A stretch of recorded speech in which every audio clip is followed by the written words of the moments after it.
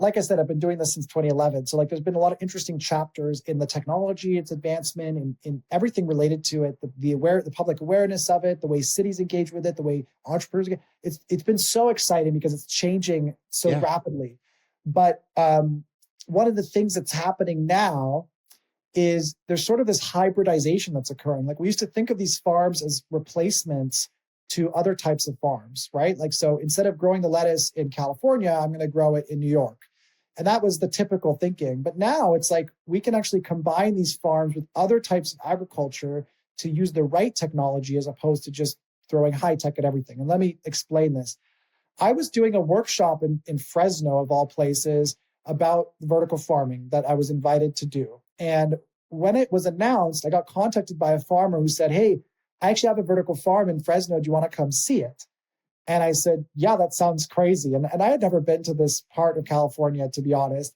And I'm driving with my rental car and there's, cattle everywhere. And then I'm driving through like fields of citrus to get to this guy. Dude, it's farm country. Yeah. It's farm country. There's a lot of space and there's a lot of growing and, there's not a lot of tech, right? You don't see it, at least, right? So it's just farming, just land and farming. And so I get to like, whatever part of his farm and farmers will know this, but there was this old like wash station, like one of those buildings where they wash the produce in it. He was growing citrus. So, just these machines, and I don't see any vertical farm, but he's like, here's my vertical farm. And he opens up the doors and he converted this unused building on his property into a vertical farm in a very thrifty way. He just bought hydroponic channels of Craigslist.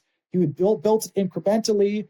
And it was probably like 2,000 square feet. It wasn't that big as far as the area where the farm was. It wasn't that controlled. Like he had some fans and things like that, but it wasn't like what you would see in a sophisticated vertical farm. But the guy knew how to grow. He was a farmer, right? So he knew how to grow quality product. Sure. And he knew technology, he knew how to hack things. So he had built a pretty impressive system and he was growing leafy greens and herbs on there. And I said, why did you do this? And how did you make these choices? Yeah. And he's like, well, I had an unused building. I heard about the tech. I started looking on Reddit and Craigslist and, I just built my own.